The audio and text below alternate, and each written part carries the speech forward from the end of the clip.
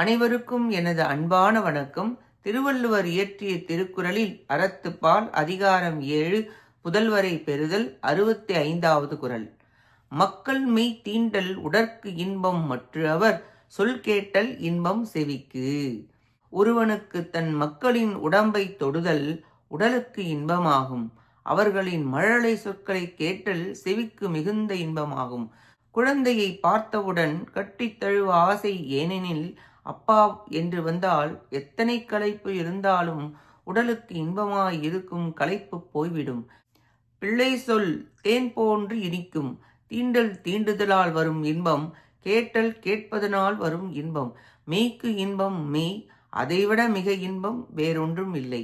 தலைமை இன்பமாகும். நிலையில்லாது போய் விடுவதால் பொய்யாகிய உடம்பை மெய் என்று கூறுவது மங்கள வழக்கு. மக்களது மழலை சொல் மட்டுமன்றி அவர் கற்று அறிவு உடையவராய் பின் சொல்லும் இன்பமாகவே இருக்கும். தீண்டல் கேட்டல் காரணப் பெயர் காரியத்தின் மேல் நின்றது. இக்குறளில் மக்களால் வரும் இன்பம் கூறப்பட்டது.